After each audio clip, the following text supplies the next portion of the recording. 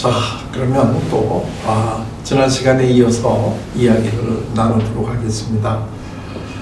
지난 시간에 우리가 어떻게 하면 교회 학교가 재밌어질 수 있을까, 그리고 오고 싶게 만들 수 있을까 하는 이제 그런 이야기를 했는데요. 참 어려운 주제입니다. 사실 그 공부하기 싫어하는 자녀들에게 그 공부가 재미있는 거라는 걸 어떻게 알려줄 수가 있을까요? 똑같은 이야기죠. 근데 사실은 공부는 재미있는 거거든요. 근데 우리가 공부가 재미없게 배웠기 때문에 공부가 재미없는 거지, 공부 자체는 굉장히 재미있는 거거든요. 그러니까 사실은 다시 공부를 재미있게 돌려주는 게 교육의 가장 기본인 거죠. 교회 오는 거 굉장히 즐거운 일이거든요. 근데 교회가 오는 게 즐겁지 않게 됐단 말이죠. 이걸 어떻게 다시 교회 오는 게 진짜 즐겁다는 걸 알려주느냐 하는 것이 사실은 교육에 있어서 굉장히 중요한 점이죠. 그런데 언제 우리가 재밌느냐 하는 거는, 진짜 내가 좋아하는 걸 할 때가 재밌는데, 그럼 뭘 할 때 재밌느냐, 뭘 내가 좋아하느냐, 그거는 하나님이 우리에게 주신 그 재능이 발휘돼 갈 때 우리는 진정한 의미에서의 즐거움을 느낀다, 이런 거죠. 이걸 이제 우리가 보통 심리학에서는 자기 실현이다 이렇게 부르는데요. 모든 사람들은 다 자기 실현을 하고 싶어하는 마음을 다 가지고 있죠. 근데 실질적으로 보면 자기 실현을 하면서 사는 사람들을 우리가 한번 조사를 해보면 많아야 10%도 안 됩니다. 그러면 왜 사람들은 본질적으로 하나님이 자기에게 주신 잠재력을 실현하고 싶어 하는데도 불구하고 그렇게 살아가는 사람들은 10%도 안 될까요? 결국 90%의 사람들은 정말 하나님께서 자기에게 주신 잠재력을 실현하기보다는 사회가 요구하는, 또는 사회가 인정해주는 일을 하면서 사회로부터 칭찬을 받고 하는 것을 결국 하면서 살아가는 거거든요. 그런다는 얘기는 정말 하나님이 나한테 주신 이 잠재력, 이를 실현하면서 살아갈 때 그 느낌, 그 진짜 깊은 데서 나오는 이 즐거움을 우리 대부분의 사람들은 모르고 살아가고 있다는 거예요. 그러면 교회는, 그리고 교회 학교는 그거를 찾고 그거를 즐길 수 있는 거로 가르쳐 주어야 된다. 지금 이제 이런 얘기인데요. 자, 그러면 이제 태어나서 어린아이들이 이렇게 지금 이제 발달해 갑니다. 변화해 가는데, 그게 이제 그 시기가 좀 다른데요. 그 우리 교회 학교가 기본적으로 하는 게 이제 이 태어나서부터 청소년기까지니까 그 시기마다 특징이 뭐고, 우리가 교회 학교에서 뭘 더 중점으로 그 시기에 가르쳐 줘야 될까 하는 거를 한번 비록 짧게나마 설명을 해보도록 하겠는데요. 이제 태어나서부터 이제 제일 먼저 우리가 영아기, 이렇게 보통 부르죠. 우리 교회마다 되게 영아부가 있잖아요. 이게 되게 이제 예를 들면 뭐 0세에서부터 되게 한 1세, 이제 이 정도 이제 영아부 뭐 이렇게 이제 얘기하는데, 이 얘기는 그렇게 중요하지 않아요. 하여튼 나이가 그렇게 중요한 건 아니고, 제일 갓 태어나서 이제 우리가 영아부다 이제 이렇게 얘기를 하는데, 사실 이게 참 황당한 얘기입니다. 영아가 교육의 대상이 되나요? 이제 교회 학교에 되게 영아부가 있는 교회 학교가 많죠. 아마 이 강의를 들으시는 선생님들이 있는 교회에서도 영아부라고 하는 그게 있을 텐데, 영아가 뭘 가르쳐 주면 되나요? 영아들한테 뭐 예수님이 어떤 분이고 이런 거 알려줄 수 있어요? 이게 사실은 영아부라는 것 자체가 이게 교육의 대상이 된다는 것 자체가 어불성설이죠. 근데 이걸 왜 영아부가 있다고 생각을 하고 교회 학교에서 이걸 하죠? 영아들한테 뭘 가르쳐 줄 수 있을까요? 자, 이 영아는 사실 영아를 가르쳐 주는 게 아니고 누굴 가르쳐 줘야 되나요? 영아를 두고 있는 부모 교육이 돼야 되는 거죠. 그렇지 않나요? 이 태어나서 0세서부터 1세였던 애들한테 뭘 가르쳐 줄 수 있을까요? 그러면 그 영아들을 돌보아주는 부모를 가르쳐 줘야 되는데 뭘 가르쳐 줘야 되느냐? 그러기 위해서 영아의 특징이 뭐냐 하는 거를 우리가 이제 알아야 되는 건데요. 이 태어나서 한 살 동안이 뭐냐? 무슨 시기냐? 사실은 인간이 우리가 만물의 영장이라고 그러는데요. 이 그 동물들, 우리 지구에서 같이 살아가는 이 다른 동물들하고 비교해 봤을 때 태어났을 때 제일 무능력하고 무기력한 상태로 태어나는 게 인간입니다. 이게 참 어떻게 보면 아이러니컬한 건데요. 인간은 만물의 영장인데 태어날 때는 가장 무기력하게 태어난다는 거예요. 그러니까 이게 좀 서로 모순되는 것 같지 않습니까? 그런데 태어날 때 제일 무기력하게 태어난다는 게 인간이 만물의 영장이 될 수 있는 이유가 되는 거예요. 그래서 영아기가 굉장히 소중한 거예요. 어린아이들은 사실은 다른 동물들하고 비교를 해보게 되면 1년 먼저 태어나는 거예요. 1년 먼저. 그러니까 다른 동물들이 이렇게 태어났을 때 보면 태어나자마자 곧 이제 우리 소나 뭐 이제 염소 뭐 이런 동물들 말을 보면 태어나자마자 곧 일어나잖아요. 일어나가지고 엄마 따라다니잖아요. 우리 어린아이들이 일어나서 엄마를 따라다니려고 하면 얼마 정도를 기다려야 되나요? 한 1년을 기다려야 되죠. 그리고 동물들은 동물 나름대로의 커뮤니케이션 그 방법이 있는데 얘네들은 태어나자마자 애미하고 이 새끼들하고 커뮤니케이션이 되거든요. 근데 우리는 말을 가지고 커뮤니케이션을 주로 하는데 이 어린아이들이 어머니하고 커뮤니케이션을 해서 말을 최소한 다 할 수 있으려면 한 1년 정도 기다려야 되지 않나요? 그러니까 어린아이들은 다른 동물에 비해서는 1년 먼저 태어나는 거다.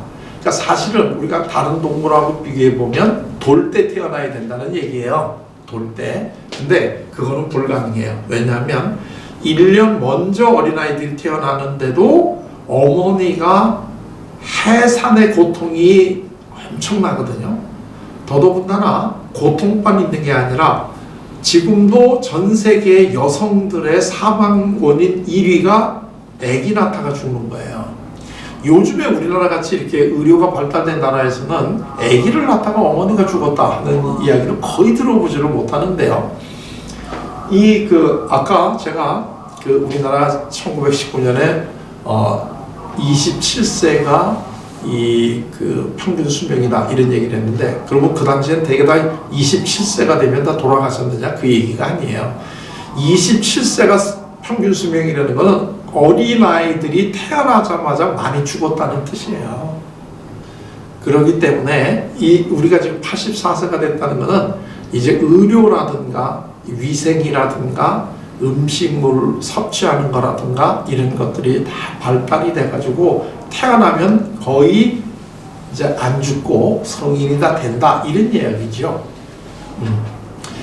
자, 그러면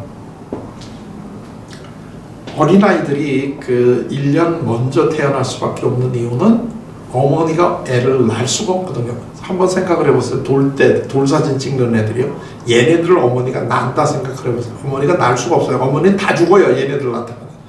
그렇기 때문에 인간은 어머니가 얘네들을 먼저 1년 먼저 태어나야지만 살려낼 수 있는 어머니의 능력이 발달된 후에 얘네들이 이제 1년 늦게 먼저 태어나잖아요. 그때부터가 인간이 만물의 영장이 되는 시기죠. 그런데 그래서 이 영아기는 어린아이들이 비록 어머니의 몸에서 이제 분리가 됐는데 몸으로는 영아기가 이제 얘네들이 어머니하고 분리가 되죠. 어머니가 이제 분리가 되는데 문제는 얘네들의 마음은 어떻게 돼요? 마음은 아직까지도 어머니하고 자기가 분리되어 있는 존재라는 걸 모르고 마음은 아직까지도 어머니의 뱃속에 있는 것 같은 느낌이 드는 거예요. 그 얘기는 무슨 얘기냐면 어머니는 1년 동안 어린아이를 어떻게 키워야 되느냐 하면 자기 뱃속에 있는 상황을 만들어 줘야 된다는 얘기예요. 그래야지 어린아이들이 심리적으로 이 성장을 잘 하다가 한 세가 됐을 때 비로소 내가 어머니로부터 분리된 존재이구나 하는 것을 깨달으면서도 심리적으로 안정이 된다는 얘기예요. 그게 이 태어나자마자 0세서부터 1세 동안에 어린아이들이 맨 처음에 배워야 될 이러한 내용인데, 그걸 갖다가 이제 이거를 주로 연구를 한 이 분이 에릭슨이라고 하는 이제 유명한 심리학자가 있는데, 이 에릭슨에 의하면 이때가 해야 될 게 뭐냐면, 어린아이들은 뭘 깨달아야 되느냐면 기본적 신뢰라고 하는 것을 깨달아야 된다, 이런 얘기죠. 그런데 기본적 신뢰하고 이건 이제 불신인데요. 기본적 신뢰를 깨달아야 된다는 거예요. 그러니까 그 얘기는 뭐냐면, 이 신뢰라고 하는 거는 내가 어려운 일을 닥쳤을 때 어머니가 나를 도와줄 거다라고 하는 믿음이에요. 내가 어려운 일을 닥쳤을 때 어머니가 나를 도와줄 거다라고 하는 이 믿음, 이거를 어린아이들이 태어나자마자 1세 때까지 발달을 시켜야 된다는 거예요. 만약에 태어나서부터 이 한 살 동안에 내가 힘들 때 어머니가 나를 도와준다라고 하는 것을 느끼지 못하면 얘네들은 불신이라고 하는 것을 키운다는 거가 되는 거예요. 그런데 아까도 우리가 얘기를 했지만 얘네들한테 어머니가 네가 힘들 때 너를 돌보아준단다 하는 거를 얘네들이 어떻게 이걸 알 수 있을까요? 이걸 애들한테 이제 태어나서 0세부터 1살 정도 돌도 안 된 애들한테 이렇게 얘를 이렇게 안고 얘 눈을 똑바로 쳐다보면서 너 어려운 일이 닥칠 때 엄마가 너를 도와준단다 하는 거를 이렇게 말로 알려줘서 얘네들이 그거를 깨달을까요? 아니죠. 걔네들이 뭘 말을 이해를 해요? 얘네들이 어떻게 그걸 깨달을까요? 어머니하고의 관계 속에서 경험을 통해서 아는 거죠. 경험을 통해서. 어머니가 내가 필요로 할 때 나를 도와주시는구나 하는 이 경험을 통해서 어린아이들이 어머니에 대한 신뢰를 발달시킨다는 거예요. 제가 이 지난 시간에도 얘기를 했는데, 예수님에 대해서 지식이 중요한 게 아니라 예수님을 경험하게 돼야 된다 하는 이유가 바로 여기 있는 거예요. 어린아이들, 태어나서 0세부터 1세까지 어린아이들은 어머니를 어떻게 관계를 맺느냐면 내 경험으로 관계를 맺는단 말이죠. 지식으로 관계 맺는 게 아니에요. 그렇기 때문에 어머니가 어린아이들에게 네가 힘들 때 언제든지 내가 너를 도와준다라고 하는 느낌을 가질 수 있도록 관계를 맺어줘야 된다는 거예요. 자, 우리 선생님들이 여기까지 이해가 되셨나요? 영아부가 있다는 것은 이거를 주게 어떻게 부모들이 애한테 이 신뢰를 줄 수 있느냐 하는 것을 가르쳐 주는 거다 이거예요.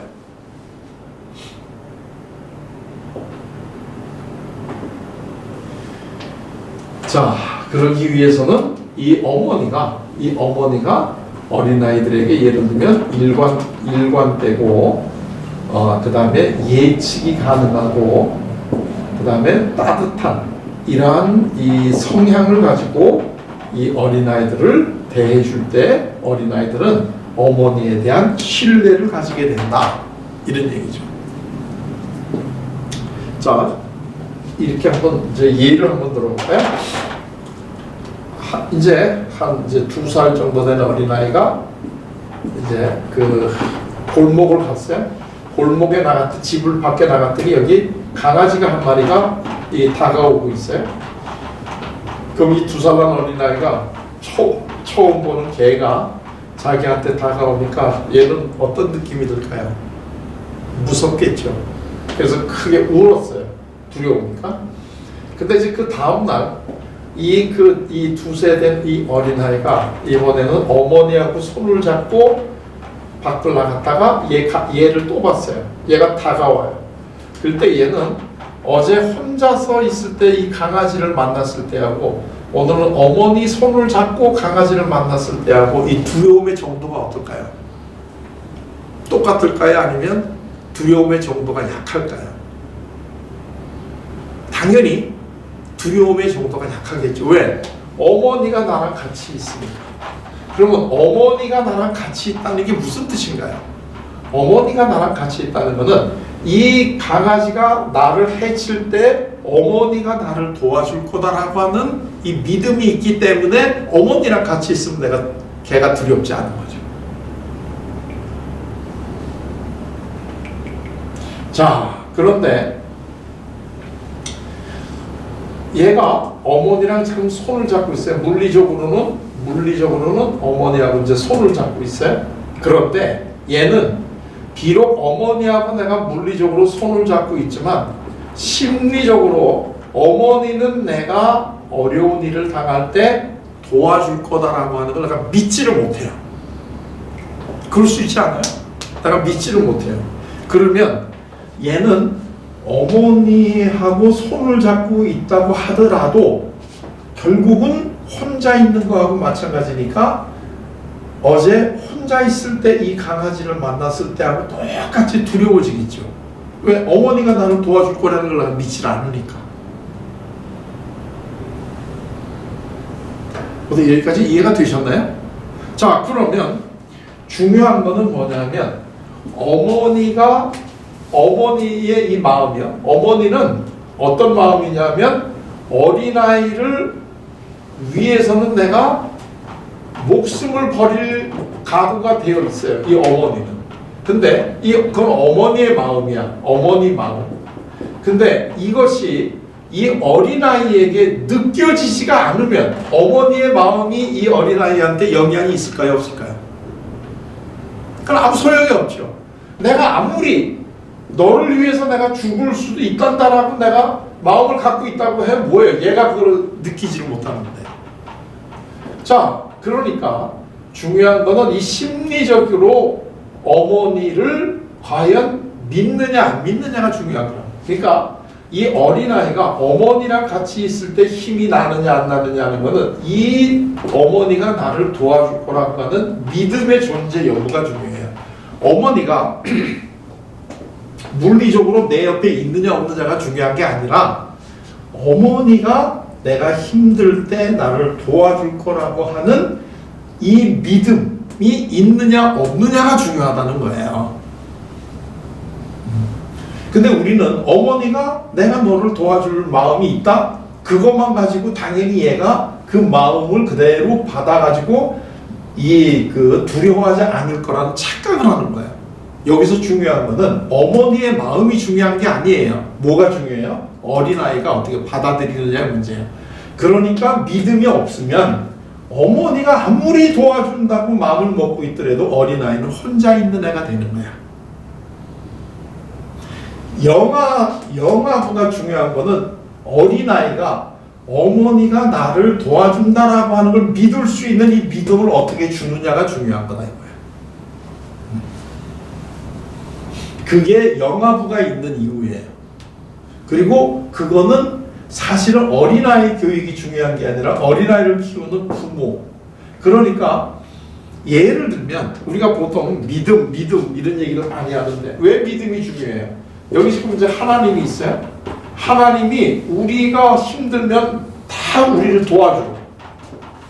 하나님이 우리가 다 도와줘 이거. 그런데 하나님이 나를 도와준다라고 하는 게 나한테 힘이 되려면 하나님이 나를 도와주실 거라는 걸 어떻게 해야 돼 내가? 믿어야 되죠. 믿어야 되지. 하나님이 나를 도와주실 거다라고 하는 게 내가 믿겨지지가 않으면 하나님이 나를 도와준다는 게 나한테 무슨 의미가 있어요?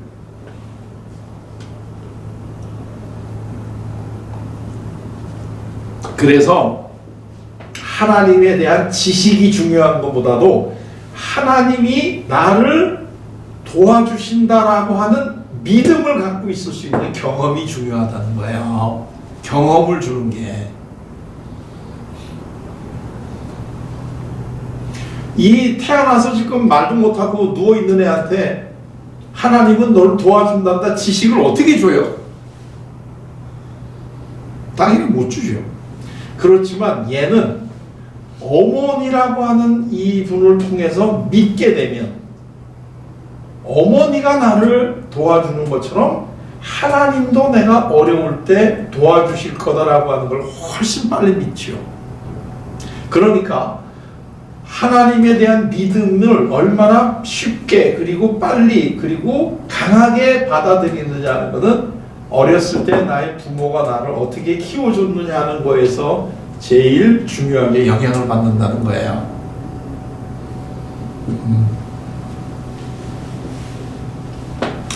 자, 우리가 성경을 보면 성경에 이런 얘기가 있죠. 힘주시는 그분 안에 있으면 우리가 능치 못한 일이 있을 거다. 당연하죠. 왜? 내가 어려운 일만 있게 되면 하나님이 나를 도와주실 거다라고 하는 이 믿음이 강하게 있다면 나는 내가 비록 혼자 있다고 하더라도 내가 두렵지 않죠. 이 어린아이는 어머니하고 같이 있지 않고 내가 비록 혼자 골목에 있다고 하더라도 얘가 왔을 때 얘는 내가 힘들어 내가 무서워서 울기만 하면 어머니가 와서 이 개를 쫓아내 줄 거다라고 하는 믿음을 갖고 있다고 하면 얘는 눈이 어머니가 내 눈앞에 보이지 않더라도 두렵지 않겠죠. 왜? 항상 어머니가 나를 도와줄 거라는 걸 내가 아니까. 그래서 제일 중요한 게 뭐냐면 우리 인생에서 제일 중요한 걸 배워야 될 게 뭐냐면 신뢰, 믿음을 배워야 된다는 거예요. 그러면 이 믿음을 배우면 이 친구들은 이걸 불신보다 신뢰를 더 크게 배웠다면 이 친구들은 어떤 좋은 덕성을 가지게 되느냐면 소망이라고 하는 희망이라고 하는 좋은 덕성을 갖고 있어요. 그렇기 때문에 이 태어나서부터 0세서부터 1세까지 기본적 신뢰를 잘 발달시킨 사람들이 살아가면서 나타나는 특징은 굉장히 희망을 갖고 있어요. 하늘이 무너져도 솟아날 구멍이 있다라는 느낌을 가지고 살아요. 우리 사도 바울이 고린도전서 13장에 했던 유명한 얘기 중에 믿음, 소망, 사랑 이 세 가지인데요. 지금 믿음하고 소망이 벌써 제일 태어나서 0세에서 1세 사이에 다 나오죠. 이게 얼마나 중요한 시기인가 하는 걸 이제 아셨죠. 그러니까 태어나서 1세 하고 돌 때까지 이미 얘는 앞으로 얼마나 믿음을 가지고 살아갈지 그리고 얘는 세상을 살아가는데 얼마나 희망을 가지고 살아갈지가 이 태어나서 1년 동안에 결정이 된다는 거예요. 그래서 이 영화기가 굉장히 중요해요. 이거는 누구하고 관계 속에서 나와요?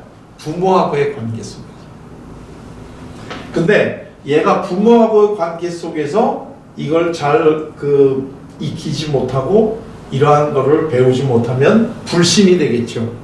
그럼 나는 세상 살아가는데 아무도 믿을 사람이 없는 거가 되겠죠. 세상에 자기를 이 세상에 태어나게 해준 게 어머니인데 어머니조차도 내가 믿을 수가 없다면 이런 사람들에게는 세상에 누구를 믿을 수 있겠어요? 아무도 믿을 사람이 없어요. 이런 사람한테는 아무리 하나님이 너를 사랑한다고 얘기해봐야 이 사람은 이거로 느껴지지 않아요.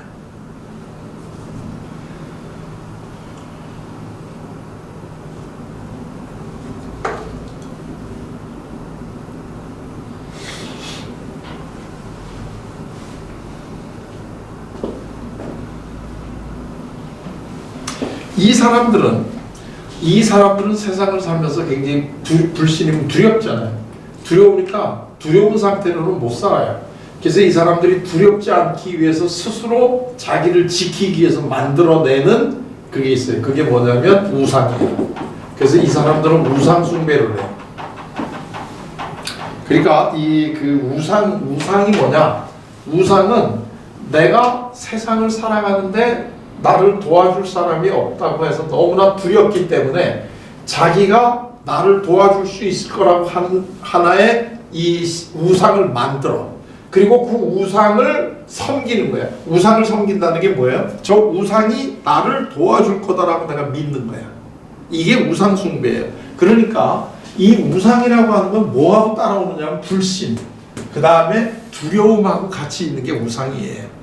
이 구약 성경을 보게 되면 모세가 시내산에 가서 이제 십계명을 받잖아요. 그 십계명을 받고 있는 동안에 이제 이 출애굽을 한 이 유대인들이 모세가 안 보이니까 불안해졌죠. 그래가지고 뭘 만들었나요? 이 애굽에서 나올 때 가지고 나온 이 금들을 이걸 다 모아가지고 금송아지 만들었죠. 그리고 그 금송아지한테 절을 하지요.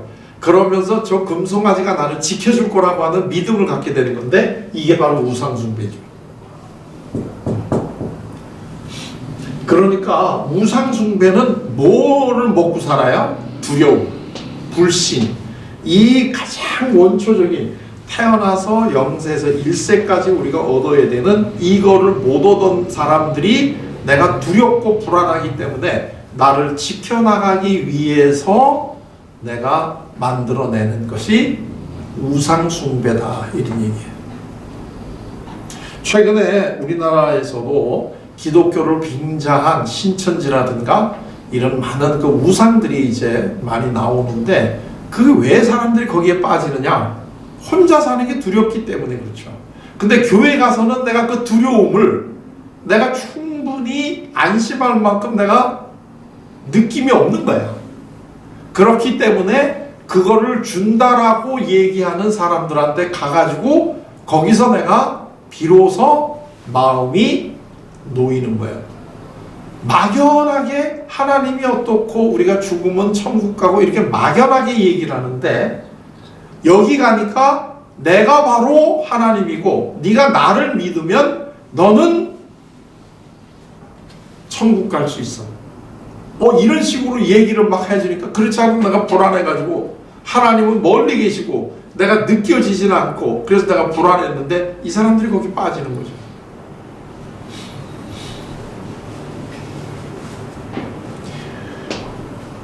현대는 우상이 무슨 신천지 이것만 우상이 아닙니다. 예를 들면 현대인이 가지고 있는 가장 대표적인 우상은 돈이죠. 돈이 굉장히 나를 지켜줄 거다라고 하는 믿음을 갖고 있는 게, 이게 소위 우상숭배죠. 맘모니즘이라고 우리가 보통 부르는, 그게 바로 뭐냐면 돈이 나를 지켜줄 거다라고 하는 믿음이에요. 돈이 나를 지켜줄 거다라고 하는 믿음. 그러니까 이런 사람들은 돈이 나를 지켜주니까, 돈이 얼마나 나를 잘 지켜주느냐면 내가 돈이 많으면 많을수록 나를 더 잘 지켜줄 거라고 생각을 하는 거죠.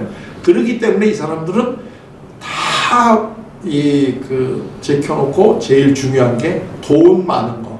그래서 내가 돈이 많으면 많을수록 내가 힘이 있다라고 느껴지는 거죠.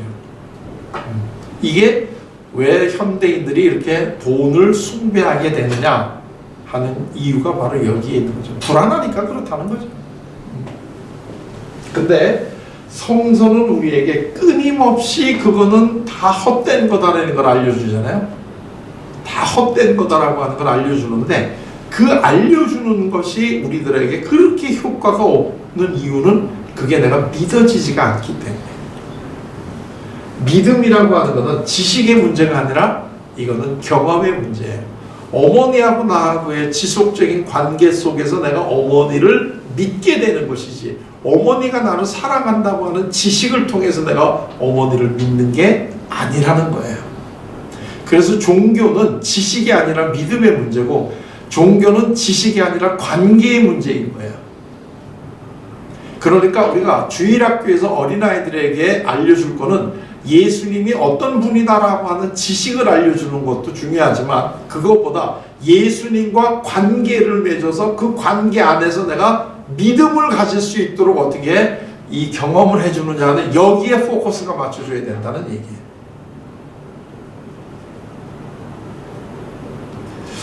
그러면 그걸 어떻게 가르쳐 주느냐, 이게 참 사실 그 다음에 제일 사실 중요한 문제죠. 그걸 어떻게 믿게 만들, 어머니를 믿지 못하는 사람들에게 어머니를 믿을 수 있는 존재라고 하는 걸 어떻게 이거를 느끼게 해주나요? 바로 이게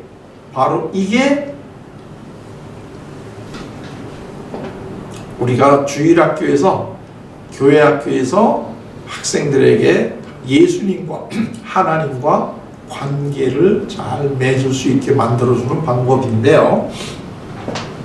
어머니가 내가 어머니를 믿지 못한다. 요즘 요 상황이 지금 믿음이라고 하는 게 있어야 된다고 그랬는데요. 어머니를 내가 믿지 못한다. 그러니까 어머니가 내 옆에 있어도 나는 어머니가 없는 것도 똑같다. 그 얘기는 나와 어머니하고 사이에 뭐가 없어진 건가요? 관계가 끊어진 거예요. 그러니까 믿음이라고 하는 거는 내가 혼자서 누구를 믿는 게 아니에요. 그 사람하고 나하고 관계가 지속이 돼야지 내가 그 관계가 지속될 때 나한테 오는 게 믿음인 거지. 내가 누구를 믿고 싶어가지고 나 믿어야 돼 해서 믿어지는 게 아니라는 거예요. 그러니까 내가 만약에 하나님하고 관계를 맺으려고 한다면 하나님하고 나하고의 관계가 다시 복원이 되는 경험을 해야 된다는 거예요. 이건 우리가 보통 죄라고 하는 게 하나님하고 나 분리되어 있는 걸 죄라고 그러는 거 아니겠어요? 그러면 교회 학교에서 우리가 자녀들에게 알려줘야 될 거는 하나님하고 너하고는 끊임없이 관계를 맺고 있고 하나님은 너를 사랑하시는 분이다라고 하는 것을 내가 느낌이 와야 된다는 거예요. 그래야지 관계가 다시 복원이 돼야 되는데 그러기 위해서는 뭘 해줘야 되느냐면 내가 하나님의 마음을 경험을 해봐야 되는 거예요. 어머니가 나를 사랑을 한다라고 하는 것을 느끼게 되기 위해서는 어머니의 마음을 내가 경험을 해봐야 되는 거예요. 어머니가 나하고 별개에 있는 상태에서는 내가 어머니가 어떤 마음일 거다라고 하는 걸 아무리 내가 지식으로 알아도 그 나하고 관계가 복원이 안 돼요.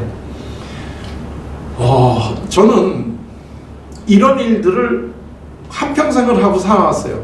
그게 뭐냐면 관계가 끊어진 사람들에게 다시 관계를 맺게 해주는 거죠. 그러니까 부부 간의 관계, 이 부부 상담의 모체는 뭐냐면 부인과 남편이 서로 다시 심리적으로 관계가 복원되게 해주는 거예요. 그 방법은 남편에게는 부인의 마음을, 부인에게는 남편의 마음을 느끼게끔 이거를 만들어 줘야 되는 거예요. 그것이 우리가 그 한국식의 용어로 이거를 표현을 한다면 이게 소위 역지사지라는 거예요. 역지사지.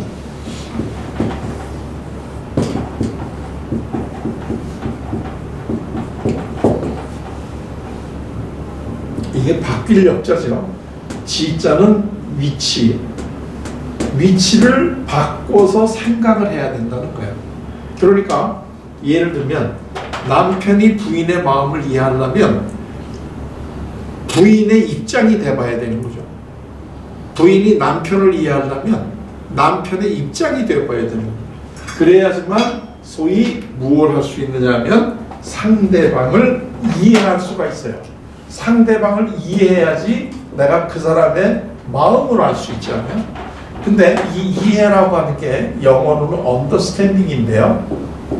understand라는 게 이게 두 단어죠. under는 뭐 밑에라는 뜻이고 서다예요. 내가 누구를 이해하려면 그 사람 밑에 가서 서야 돼요. 그러니까 나는 내 자리에서 저 사람을 바라보면서는 이해가 안 되는데 내가 그 사람 밑에 가서 서서 그 사람하고 같은 곳을 바라봐야지만 이 사람의 마음을 내가 이해할 수 있다는 거예요.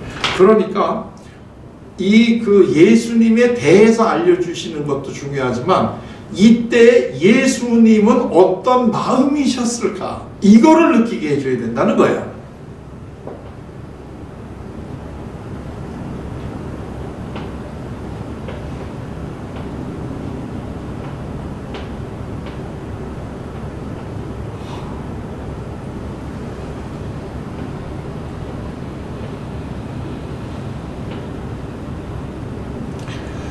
자, 이거 다음에 그 다음에가 이제 소위 이제 무슨 기가 오느냐면 유아기가 와요. 그러니까 이제 영아부 다음에 유아부가 있잖아요. 그 유아들은 뭘 또 하는 시기냐? 유아부는 되게 이제 한 세에서부터 한 3살 때까지가 유아부죠. 이게 이제 유아부예요. 이거 한 세에서 한 3세까지가 이제 우리가 소위 유아부다. 이제 이렇게 부르는 건데요. 이 유아부는 또 얘네들은 뭘 하는 식일까요? 이제 얘네들은 한 세가 되면서 어린아이들이 아주 중요한 것을 깨달아요. 그건 뭐냐면 어머니하고 나하고가 분리되어 있는 존재구나 하는 것을 깨달아요. 그러니까 이 0세에서부터 1살 요때까지는 애들은 아까도 얘기를 했지만 어머니하고 나하고는 분리되어 있는 존재라는 걸 심리적으로는 모른다는 거예요. 근데 이제 1살이 그래서 3살까지가 얘네들은 어머니하고 나하고가 이제는 분리되어 있는 존재구나 하는 것을 몸이 분리되어 있다는 것뿐만 아니라 심리적으로 내가 어머니하고 나하고는 분리되어 있구나 하는 걸 깨닫는 거죠. 그러니까 이때가 되면 나하고 너하고가 분리되어 있는 존재구나 하는 것을 이제 깨닫는다는 거죠. 그럼 나하고 너하고가 분리되어 있는 존재가 되면 그 다음에는 얘네들이 뭐를 배워야 되느냐 하면은 자율성이라고 하는 걸 배워야 되는 거예요. 자율성이라고 하는 거는 지금까지는 나하고 너하고가 분리가 안 돼 있기 때문에 너가 하는 결정이 내가 하는 결정이죠. 분리가 안 돼 있으니까. 근데 이게 분리가 되면 이제부터 내가 살아가는 데에서 중요한 이 결정은 누가 해야 돼요? 내가 해야죠. 내가 해야죠. 그런데 이때 내가 하는 거를 배우는 게 자율성인데 너가 뭘 할 수 있니?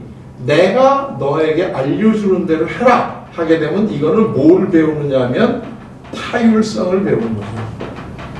그러니까 자율적이냐 타율적이냐 하는 게 어린아이가 두 번째로 이제 배워야 되는 거다는 거예요. 이때 당연히 내 인생은 내가 결정하고 내가 책임지는 거다라고 하는 것을 어린아이들이 깨달아야 된다는 거예요.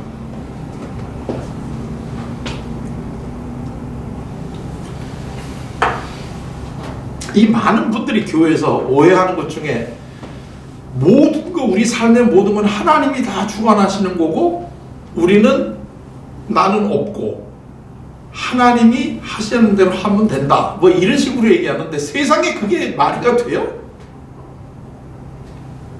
내가 어떻게 없을 수가 있어요?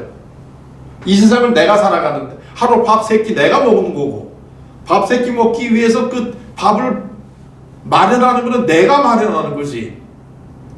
그걸 누가 마련해줘요? 이 많은 분들이 인간이 자율성을 갖고 있다라고 하는 거에 대해서 자꾸 오해를 하는데요. 예를 들면 우리가 보통 그 성경을 구약 신약이라고 그러잖아요. 이거만큼 기독교가 얼마나 인간에게 자율적인 종교이냐 하는 것을 알려주는 그 용어 자체가 있는데요. 구약 신약이라는 건 이거는 약속이라는 뜻이잖아요. 약속. 그러니까 기독교의 본질은 창조주인 하나님이 피조물인 인간과 약속을 했다는 종교 아니에요. 그래서 이 약속이라는 게 나올 리가 없죠. 우리가 뉴 테스타멘트, 올드 테스타멘트 하는데 테스타멘트가 약속이라는 의미잖아요. 약속. 그러면 이 그 기독교의 본질은 하나님이 인간하고 약속했다는 거잖아요. 자, 그러면 두 존재가 서로 약속을 하려면 어떤 이 둘 사이에는 어떤 관계가 돼야 되느냐? 첫째로는 뭐냐면 분리가 돼야 되죠. 나하고 너하고가 분리가 돼 있어야지 약속이 가능하죠. 예를 들면 이 그 영아기는 어머니하고 나하고가 분리되어 있지 않은 존재인데 어머니가 애한테 약속을 할 수 있어요? 약속 못하죠. 그냥 어머니가 일방적으로 내리사랑을 주는 거지. 거기 무슨 약속이 뭐가 있어요? 얘는 지금 하나의 주체로서 나하고 분리된 존재가 아닌데. 그러니까 약속이 되려면 하나님하고 인간하고가 분리되어 있다라는 것이 전제가 돼야지 약속이 가능하잖아요. 그러니까 옛날에 그 봉건 시대 같은데 이 주인하고 노예 사이에 약속이 있어요. 여기는 명령과 복종이 있는 거지 거기에 무슨 약속이 있어요. 그렇기 때문에 분리가 되어 있는 것만 되는 게 아니라 또 하나는 뭐냐면 너하고 나하고는 수평적 관계다 하는 것이 이게 깔려 있어야 돼요. 내가 누구하고 약속을 하려고 한다면 너하고 나하고 분리되어 있지만 분리되어 있는 것 플러스 그 관계가 서로 수평적이라는 거예요. 동등한 관계여야 된다는 거예요. 이래야 우리가 약속을 할 수 있는 거지.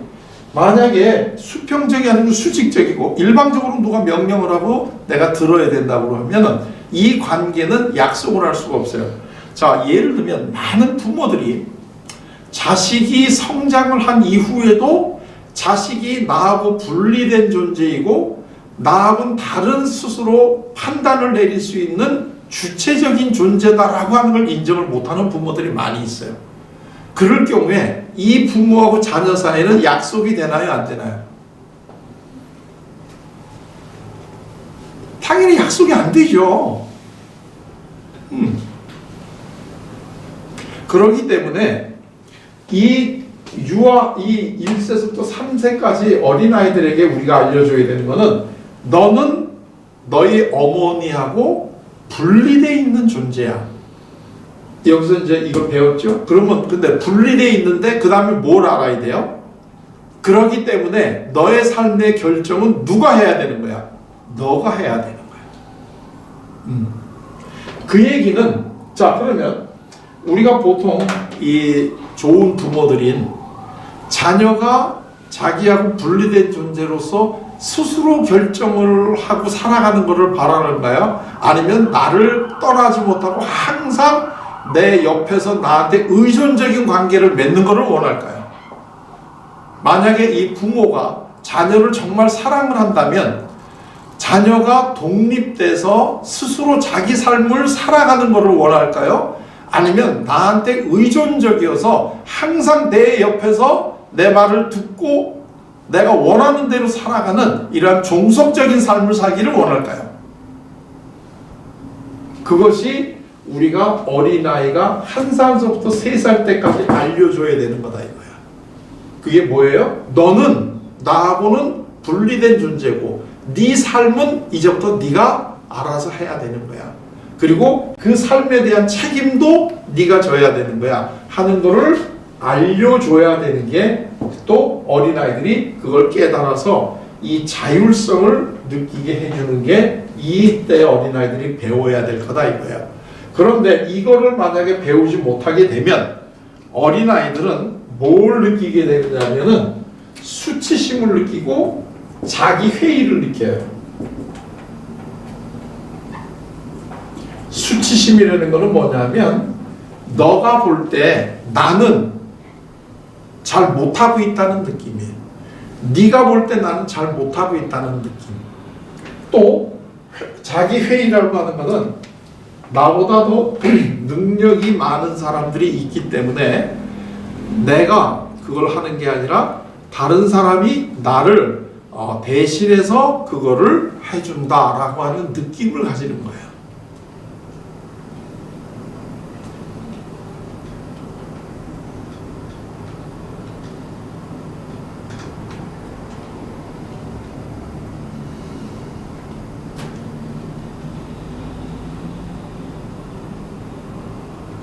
이것도 이게 기본적으로 누가 알려줘야 되나요? 부모가 알려주는 거죠. 그 부모가 이걸 어떻게 말로 알려주나요? 너는 이제부터 나하고는 분리된 존재니까 너는 네 삶의 결정은 네가 스스로 해야 된단다. 이렇게 애들한테 이걸 말로 알려줘요? 그걸 어떻게 말로 알려줘요? 1살밖에 안 되는 1살에서 3살 되는 애인데. 그래도 얘네들은 이거를 배워야 된단 말이죠. 그러면 말로 알려주지 못하는데 어떻게 그걸 배울 수 있을까요? 그게 아까도 우리가 계속 얘기하지만 경험이라는 거예요. 경험을 통해서 우리가 그거를 깨닫는 거예요. 하루의 문제가 아니라 1년, 2년 이 부모하고의 관계를 통해서 가랑잎에 옷 젖는 거 모르듯이 조금씩 아하, 내 인생은 내가 결정을 하고 내가 거기에 대한 책임을 져야 되는 거구나 하는 거를 어린아이들이 배우게 되는 거다는 거예요. 그러려면 어린아이들이 잘못 실수를 하더라도 그거를 시도해 볼 수 있게 이걸 해줘야죠. 예를 들면 이때 되면 이제 아기를 키워보신 분들은 다 아실 텐데 이때 애들이 제일 많이 쓰는 말이 뭐냐면 싫어 이런 얘기를 많이 해요. 이때까지는 그냥 뭐 부모가 하자는 대로 다 따라하던 애들이 갑자기 이때가 되면 싫어 내 거야 내가 할래 이런 얘기를 참 많이 해요. 그러니까 그 전까지 이때까지는 어머니가 밥을 먹이는데 자 아 해라 그러면 애가 아 하면 어머니가 이제 이렇게 음식을 입에다 넣어준단 말이에요. 그 모습이 정말로 아름답죠. 그런데 이때가 되면 어린아이들이 내가 먹을래 그리고 자기가 숟가락을 쥐고 밥을 이렇게 먹는데 거의 대부분은 흘리죠. 그러면 엄마가 있다가 그러니까 너 이거 다 흘리니까 내가 뭐 먹여준다고 그러지 않냐 이러면서 야단을 치면서 아 해 이러면 얘는 뭘 배우게 되나요? 수치심을 배우게 되는 거죠. 아 내가 뭘 잘못하고 있구나 내가 스스로 밥을 먹으려고 하는 것은 잘못된 거구나 하는 걸 내가 배우게 되겠죠. 그러면 얘는 앞으로 살아가면서 내가 뭘 하겠다고 하는 얘기는 안 하겠죠. 왜냐면 나는 하면 내가 욕먹으니까.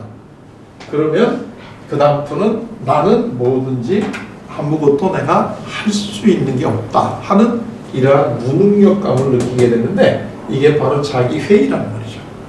그러면 이런 거를 근데 이때 이 자율성이 더 크게 이렇게 된 어린아이들은 무슨 좋은 덕성을 가지냐면 의지력이 강해져요. 의지.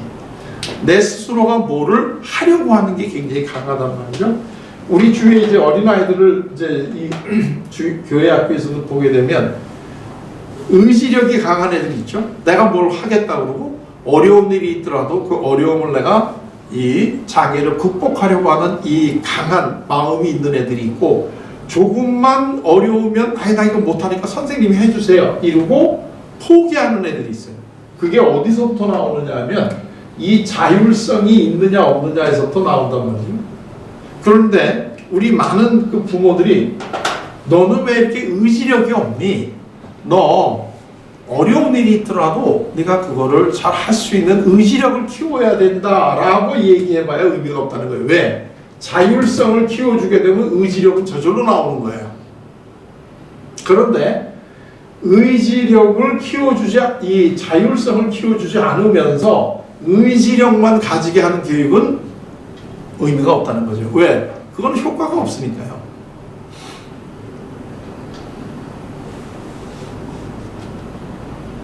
자, 그러면 이건 이제 우리가 신앙이라는 거에 대해서 굉장히 오해하기가 쉬운 지점인데요. 부모가 자녀들에게 너는 자율적이야. 나하고 너하고 분리된 존재니까 네가 결정을 하고 그 결정에 대해서 네가 책임을 져라. 자, 이런 얘기를 했다고 해요. 그러면 이때 얘가 하나의 부모하고 독립된 이제 하나의 그 분리된 존재라는 것이 부모하고 자녀 사이의 관계가 더 이상 필요 없다는 얘기가 되나요? 그건 아니죠. 왜? 어린아이들이 자기 나름대로 판단 내리고 하다가 잘 안 됐을 때는 누가 도와줘야 돼요, 이거를? 부모가 나를 도와주는 거죠. 그러니까 어린아이가 자율적이라는 게 부모하고의 그 관계가 끊어진다는 것을 의미하는 게 아니에요. 이거를 많은 이 신앙적인 분들이 오해를 하는 거예요. 하나님하고 나하고의 관계에서 하나님하고 나하고 독립된 인간으로서 내가 자율적으로 행동을 한다는 것이 하나님과 나하고 사이의 관계가 끊어지는 것을 의미하는 게 아니에요. 이거를 자꾸 하나님이 모든 것을 다 알아서 해주시니까 너는 아무것도 하지 말고 그냥 하나님이 하시는 대로 따라라. 뭐 만약에 이런 식으로 얘기를 한다면 이거는 하나님이 인간에게 원하시는 게 뭔가 하는 것을 잘못 알고 있는 분이고, 그렇다고 하는 분들은 이분들에게는 구약 신약이라고 하는 게 무슨 의미가 있는지를 한번 찾아봐야 돼요. 하나님이 인간하고 약속을 하신 분이에요. 그 약속이라는 거는 두 가지를 전제로 해야 돼. 나하고는 분리된 존재라는 거하고 너하고 나하고는 이 서로 수평적 관계라는 거. 부모가 자녀를 인정해 준다는 게 그렇기 때문에 너하고 나하고는 이제는 부모하고 자녀하고의 관계가 없어진다라는 걸 의미하는 게 아니에요. 오히려 네가 스스로 결정을 내리고 하지만 못할 때 그때는 누가 도와줘요? 내가 도와줄 테니까 너 걱정하지 말고 네가 스스로 결정하고 살아봐. 이렇게 되는 거죠. 또 그렇게 될 때야만 내가 조금이라도 하려고 하다가 힘들거나 내가 실수했을 때 언제든지 부모한테 와서 편한 마음으로 도움을 청할 수가 있는 거죠.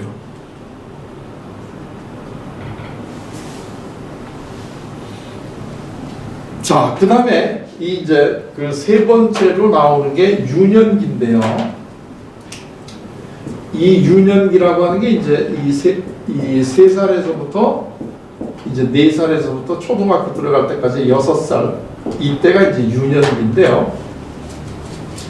이때 어린아이들은 어떤 거를 또 발달을 시켜야 되느냐, 어떤 능력을, 이게 이 자율성이 이제 없죠. 그럼 이 자율성이 없는 사람들은 수치심과 이제 자기 회의가 되는데, 그럼 이 사람들은 나는 항상 수치스럽고 나는 능력이 없어요, 이런 마음을 가지고 살기는 어렵죠. 그러니까 이 사람들이 우상 숭배를 하듯이 이 다음 단계의 사람들은 뭘 하느냐 하면 율법주의가 돼요. 율법주의. 내가 항상 수치스럽고 잘못할 것 같아서 수치스럽고 내가 능력이 없다 이렇게 느껴지게 되면 수치심과 자기회의를 안 느끼려고 하게 되면 법대로 따라하면 되는 거예요. 법만. 그래서 율법주의가 나오는데요. 이걸 가만히 이렇게 보시면 예수님이 제일 싫어했던 사람들이 누구예요? 당연히 우상숭배가 제일 싫죠. 그 다음에 두 번째가 싫어하는 사람이 예수님이 율법주의자들이죠. 그래서 예수님이 이 바리새인들이나 서기관들이나 이 사람들을 굉장히 미워했기 때문에 이 회칠한 무덤 같은 놈들이라는 엄한 욕을 했잖아요. 왜? 이거는 하나님이 인간에게 원한 바가 아니에요. 이거는. 그래서 율법이라는 건 법을 따른다는 것은 자율인가요? 타율인가요? 법을 지킨다는 것은 타율이에요. 법이라는 건 이미 정해져 있는 거고 나는 그걸 지키는 거니까 타율이 되는 거죠. 그래서 이 율법이라고 하는 거를 그대로 지키는 사람들이 언뜻 보면 굉장히 성실하고 착한 사람인 것 같지만 알고 보면 이 사람들은 수치심과 자기 회의가 많은 사람인 거예요. 그래서 이 사람들은 스스로 자율적으로 결정을 못해. 그래서 이 사람들은 의지력이 없는 사람들이에요. 단지 율법을 지키면서 수치심과 자기 회의를 안 느끼려고 굉장히 소극적으로 방어적으로 사는 사람들이에요. 아무리 하나님이 인간을 그렇게 살기를 원했겠어요?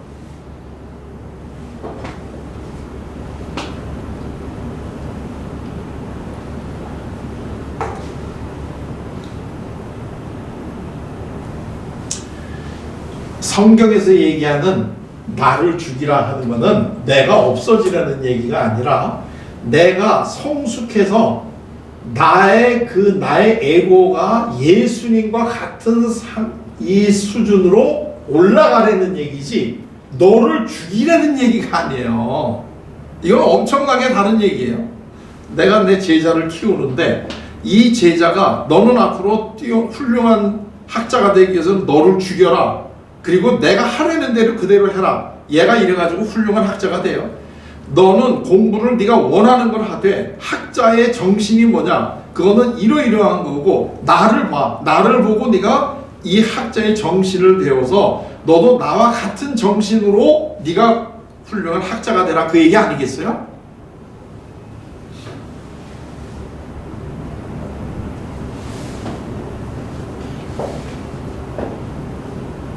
자, 이제 유년기가 되면 이게 초등학교 가기 전이에요. 이때 어린아이들은 뭐를 배워야 되느냐? 이때 어린아이들이 배워야 되는 게 뭐냐면 소위 주도성이라는 거예요. 주도성. 자기 인생을 주도적으로 살으라는 거예요. 주도적으로. 주도적으로 산다는 건 아시죠? 이거는 자율은 내가 결정한다는 거고 이거는 내가 계획을 세워서 그 그 계획을 내가 주도적으로 이거를 이제 살아가라는 얘기인데, 이렇게 되면 얘네들이 그 배우게 되는 이 좋은 덕성이 뭐냐면 목적이 있는 삶을 사는 거예요. 우리가 보통 그 한때 무슨 뭐 목적 있는 삶 이런 얘기를 참 많이 들었는데, 목적이라는 거는 갑자기 너도 네 인생의 목적을 찾아라 그래가지고 찾아지는 건 아니고요. 주도적인 삶을 산 사람은 당연히 자기 인생의 목적을 가지고 있는 거예요. 그런데 이 주도적이지 못한 사람들은 그럼 어떻게 되느냐? 이 사람들은 죄의식을 느끼게 돼요. 죄의식. 내가 항상 뭘 잘못했다라고 하는 느낌이 들어요. 죄의식. 항상 내가 뭘 잘못하고 있는 것 같아요. 막연히.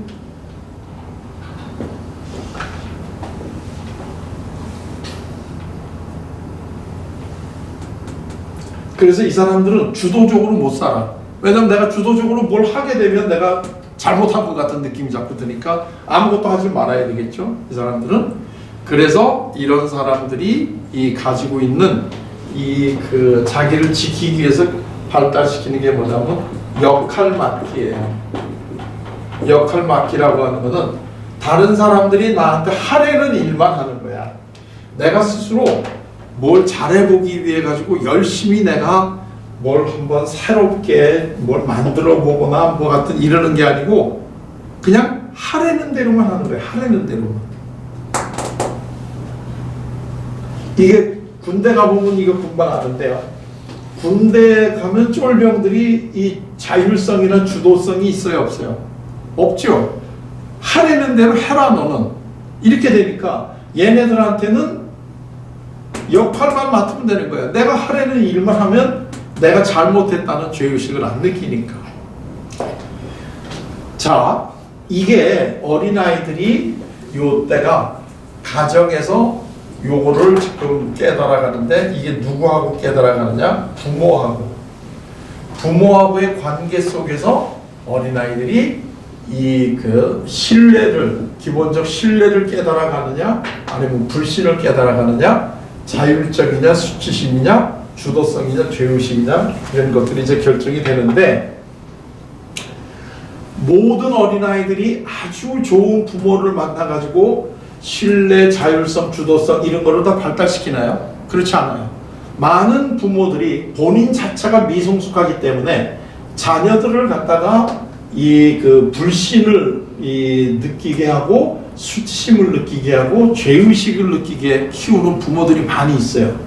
그렇기 때문에 우상 숭배를 하거나 율법주의나 역할 맡기에 빠져 있는 애들이 많아요. 인생을 소극적으로. 자, 그런데 얘네들은 이렇게 살면 안 되는 거예요. 왜? 얘네들이 이렇게 살아야 되는 거예요.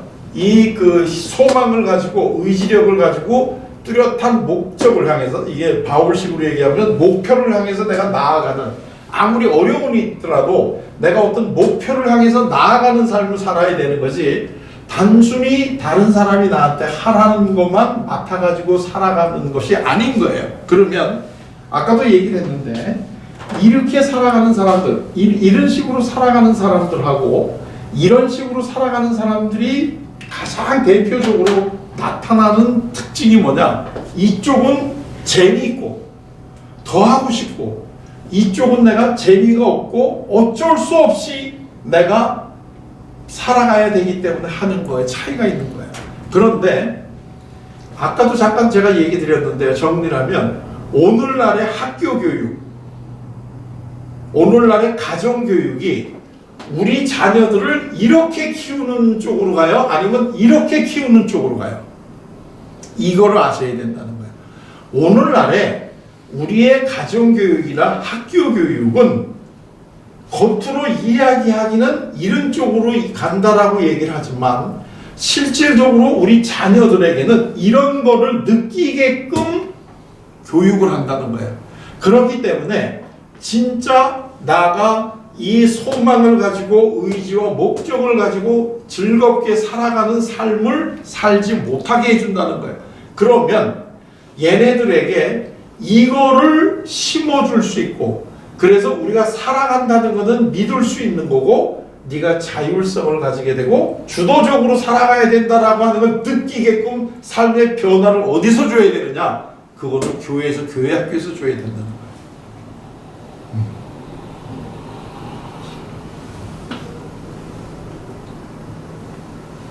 그런데 우리 교회 학교가 과연 우리 그 학생들에게, 우리 자녀들에게 이 기본적 신뢰, 자율성, 주도성을 지금 주는 교육을 하고 있느냐 하는 거는 선생님들이 한번 잘 생각해 보시라 이거예요. 아니면 내가 하려는 대로 해. 그래서 이 그 불신과 수치심과 죄의식을 심어주는 교육을 하고 있느냐, 이걸 한번 보셔야 되는데, 이쪽으로 가는 이 우상숭배 율법주의 역할을 맡은 이러한 곳으로 가게끔 한다고 하면 얘네들은 청소년 때가 되면 교회 떠나는 건 확실하다 이거예요.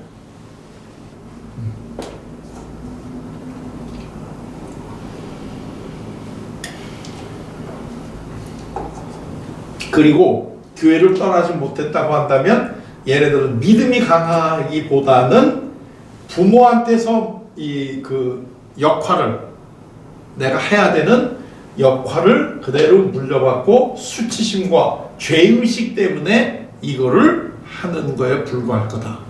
이렇게 된다고 하면 이거는 정말로 하나님이 원하시는, 하나님이 주신 잠재력을 실현한다는, 예를 들면 이 율법주의에 따른다면 수치심인데, 내가 나의 잠재력을 실현하기 위해서는 내가 원하는 쪽으로 행동을 해야 되는데, 그런데 행동을 하려고 할 때 이게 잘못되면 어떡하지? 이거 내가 잘못하면 내가 욕먹을 텐데, 그러면 내가 또 사람들이 내가 못난 사람이라고 욕을 할 텐데, 이런 생각이 확 되면 얘가 새로운 뭐를 할 수 있는 그걸 할까요? 안 할까요? 당연히 안 하죠. 집에서나 학교에서나 다 이 인정을 못 받고 무시를 받아요. 너는 공부도 못하는 놈. 응? 이런, 너는 얼굴도 잘생기지 못하고, 너는 공부도 못하고, 이런 식으로 계속해서 평가를 받아서 수치심과 죄의식을 느끼고 살아가는 사람이 어린아이인데, 교회로 오니까 교회 선생님이 너는 하나님이 주신 천부의 재능을 가지고 태어난 아주 소중한 존재란다. 그러니까 네가 공부를 잘 못하냐, 얼굴이 잘생기지 못했냐, 이런 건 하나도 중요하지 않아. 하나님이 너를 이 땅에 보낼 때는 하나님께서 너에게 주신 재능이 있고, 너는 그 재능을 잘 발휘하면서 살아가면 되는 거야. 그러니까 우리가 그 재능이 뭔가, 우리가 그걸 한번 찾아볼까? 이게 교회학교 교육의 목적이 되어야 된다는 거예요. 그럴 때에는 하나님께서 주신 그 잠재력이 5달란트냐, 2달란트냐, 1달란트냐, 이거는 의미가 없다는 거예요.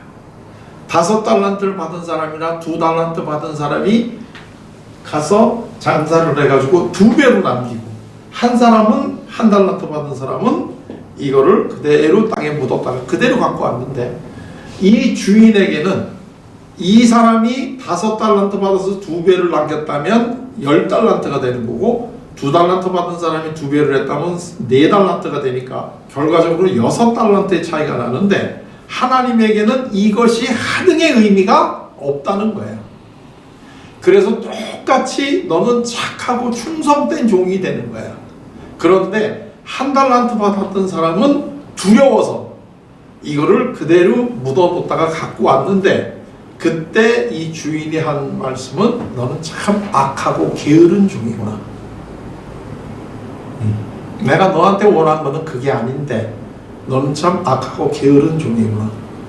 그러니까 교회 학교를 오게 되면 정말 이 내가 열등감이라든가 죄의식이라든가 이런 것들을 다 벗어나고, 내가 정말로 귀한 사람이다, 하나님이 나를 사랑하신다, 그렇기 때문에 내가 하나님을 믿고 열심히 하기만 하면 되는 거지 그 결과에 대해서 내가 두려워할 필요가 없는 거다 하는 거를 알려주는 교육이 교회학교 교육의 핵심이 돼야 된다는 거예요.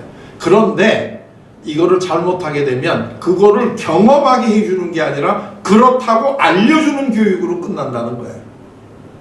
그 차이는 굉장히 크다는 거 아시겠어요? 어머니가 나를 사랑한다는 것을 지식으로 아는 애하고 어머니가 나를 사랑한다는 걸 경험을 해본 사람하고는 엄청 다른 거예요.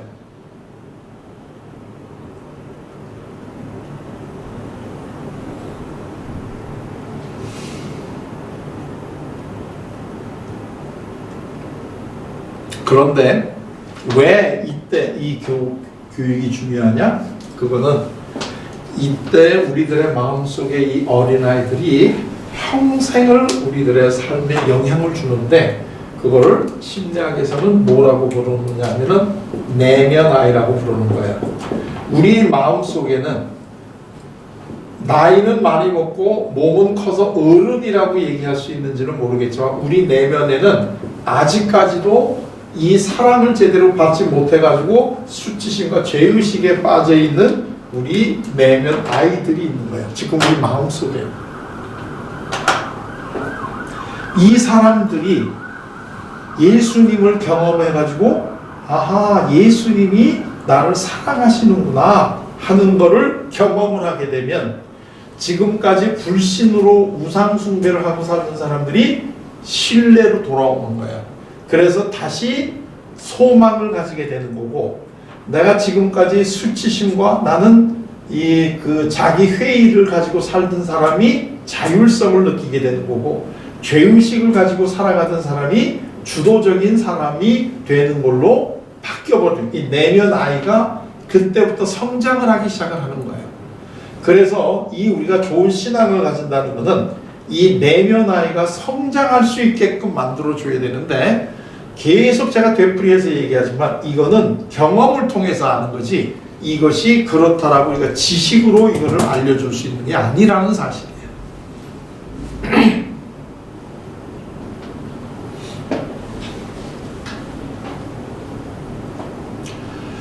제가 예수님을 경험을 하게 하는 게 예수님에 대해서 알려주는 것보다 더 중요하다. 만나는 게 중요하다. 이제 이런 얘기를 했는데 가장 예수님을 만났다는 사람이 가장 대표적인 이런 식으로 지금까지 이런 식으로의 삶을 살아왔던 대표적인 사람이 누구였느냐 하면은 성경에 보게 되면 삭개오라고 하는 사람이에요. 이 삭개오라고 하는 사람은 우리가 다 알다시피 세리장인데요. 이 세리장이라고 하는 것은 그 당시에는 아주 나쁜 사람이다라는 뜻이죠. 근데 이제 동네 사람들한테 다 이제 배척을 당해요. 동네 사람들이 전부 다 저희 세리장이다 저놈은 나쁜 놈이다. 이제 우리 고요를 뺏는 놈이다. 이렇게 해서 다 나쁜 사람인데 이 삭개오가 행복해지고 싶죠. 우리 누구나 다 행복해지고 싶으니까요. 근데 예수님을 한번 만나면 행복해지는구나 하는 걸 알고 있기 때문에 예수님을 뵈러 나가는데 삭개오가 나갔을 때는 이미 마을 사람들이 다 예수님을 뵈러 나왔기 때문에 삭개오는 예수님을 볼 수가 없어요. 왜냐하면 키가 작거든요. 그래서 궁여지책으로 예수님을 뵙기 위해서 삭개오는 옆에 있는 나무에 올라갔어요. 사실 이거 우리가 그 성경을 읽을 때는 굉장히 쉬운 결심인 것 같지만 굉장히 어려운 결심을 한 거예요. 그 당시 아마 모르긴 몰라도 삭개오는 거의 중년이 됐을 거고요. 삭개오는 부자기 때문에 그 당시에 사람들이 입고 있는 남루한 옷보다는 눈에 확 띄는 옷을 입고 있었을 거예요. 돈은 많으니까. 그런데도 불구하고 창피한 거를 무릅쓰고 예수님을 만나기 위해 가지고 나무에 올라갔어요. 자, 그런데 예수님이 한눈에 보니까 저 사람이 나이도 지긋하고 옷 입은 것도 평범한 사람은 아닌데 나를 만나고 싶다고 나무 위에 올라가 있는 걸 예수님이 봤어요. 그리고 나서 예수님은 삭개오한테 오셨어요. 오셔가지고 삭개오에게 세 마디를 하셔요. 삭개오야, 이름을 불러주시고 속히 내려와라. 오늘 내가 너희 집에서 하루 유하겠다. 이 세 마디를 하셔요. 그런데 이 성경을 보게 되면 삭개오가 이 예수님의 말씀을 듣고 내려와요. 내려와서 예수님을 영접을 하고 예수님을 집으로 모시고 가는데 어떤 마음으로 예수님을 모시고 가나요?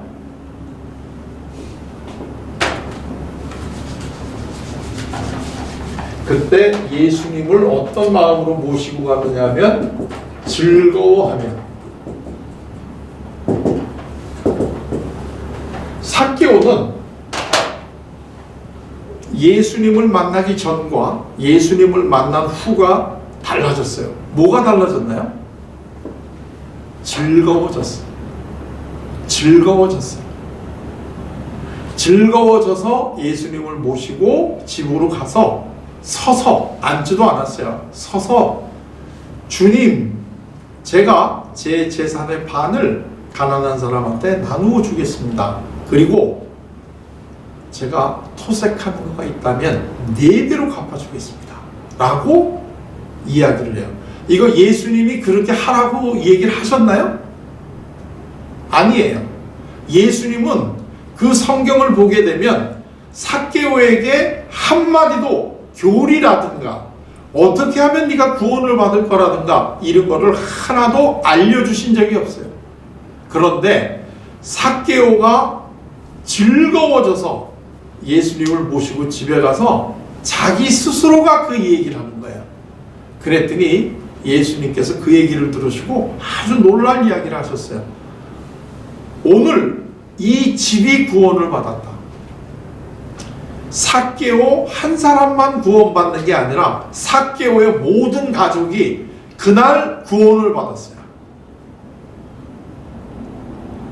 삭개오의 가족들은 왜 자기가 구원받았는지도 모르고 구원받았을 수도 있어요. 왜? 예수님이 삭개오하고만 얘기했으니까. 이게, 자, 그러면 여기서 이제 우리가 얘기를 마지막으로 정리할 게 그거예요. 삭개오는 예수님에 대해서 알았나요? 예수님을 만났나요? 이게 삭개오가 예수님을 만났다는 거예요. 예수님을 만났다는 거예요. 예수님을 만났기 때문에 예수님을 마음속으로 영접을 하고 기뻐서 스스로 변하고 변한 결과 예수님으로부터 너뿐만 아니라 너의 집이 구원을 얻을 수 있겠다라고 이야기를 한 거라는 거예요. 이게 주일학교에서 우리가 어린아이들에게 즐거워할 수 있는 교육을 해줘야 된다는 거예요. 즐거워할 수 있는. 그런데 왜 즐거워할 수 있었어요? 삭개오의 이웃은 키가 작다고 무시하고 나중에는 세리장이라고 나쁜 사람이라고 무시하고 욕하고 관계가 끊어져 있었는데 예수님은 삭개오에게 한 번도 비난이나 이런 걸 하시지 않고 다가오셔가지고 이름을 불러주시고 오늘 내가 너희 집에서 하룻밤 자겠다 하는 걸 통해서 삭개오가 변했다는 거예요. 주일학교 교육은 학교에서나 집에서나 공부 못한다고 욕먹고 못생겼다고 무시당하고 이래서 열등감을 느끼고 죄책감을 느끼고 위축돼가지고 살아가고 있는 어린아이들에게 교회 오게 되면 반갑게 맞아주고 인정을 해줘서 즐거워져야지 얘가 변한다는 거예요. 교회 학교는 이거를 줘야 되는 거예요. 교회 학교가 무슨 수능 보는 데가 아니잖아요. 교회 학교는 대학교 잘 들어가게 알려주는 학원이 아니잖아요.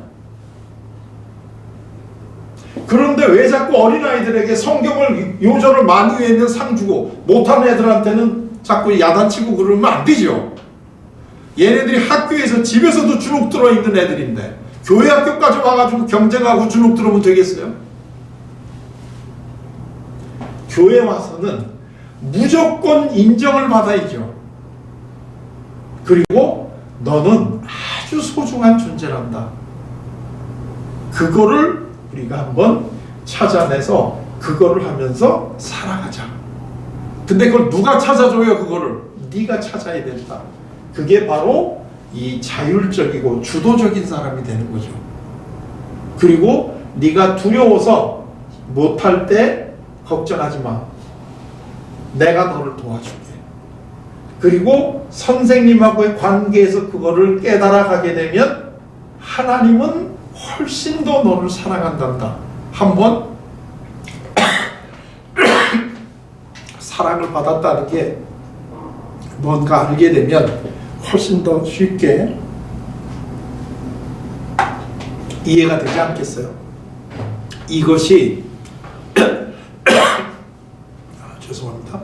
이것이 우리 청소년들이 교회 와서 예수님을 만나고 싶다는 고백이다 이거예요. 자, 그러면 짧은 시간이지만 이 어린아이들이 인생의 제일 중요한 이 사회 단계에서 어떤 변화를 거치고 살아가는가 하는 것을 제가 이제 설명을 해드렸는데요. 제가 준 그 자료에는 노년기까지 다 나와 있는데요. 다 마찬가지예요. 그때 시기를 보면 왜 그때 우리가 그렇게 살아갈 수밖에 없느냐는 게 다 나오니까 그걸 한번 보시고, 우리가 교회 학교라고 하는 것은 사실은 청소년 때 끝나는 게 아니고 노년까지도 이제는 평생 교육으로 가야 되는 거야. 그래서 이 평생 동안 하나님을 경험하고 느끼고 그때 내가 어렸을 때 아직까지 해결하지 못했던 것을 해결하고 살아가는 이러한 즐거워하는 삶을 살아갈 수 있는 이거를 경험할 수 있는 것이 교회 학교다. 저는 이렇게 생각을 합니다. 지금까지 다 그런 이 마음으로 학생들을 잘 가르쳐 주셨다고 생각을 하는데, 우리 2022년에도 이제 좀 더 구체적으로 우리 자녀들이 교회 학교에서 이러한 것들을 느낄 수 있도록 계속 우리 선생님들이 조금 더 노력을 해주시면 유일하게 앞으로 한국이 살아나갈 수 있는 그 길은 저는 교회밖에 없다고 생각을 해요. 그런데 그거를 제일 핵심은 아까도 제가 얘기했지만 그거는 목사님들의 설교도 아니고, 그거는 제일 어렸을 때부터 가까이서 우리 어린아이들을 만나고 경험하고 접촉하는 이 교회 학교가 어떻게 이루어지느냐 하는 것이 한국의 교회의 미래가 달려있다. 이거를 꼭 느끼시고 좀 더 잘해 오셨지만 더 소명을 가지고 잘 해주시기를 바랍니다. 자, 제 이제 강의는 이걸로 마치도록 하겠습니다. 긴 시간 제 강의를 들어주셔서 고맙습니다.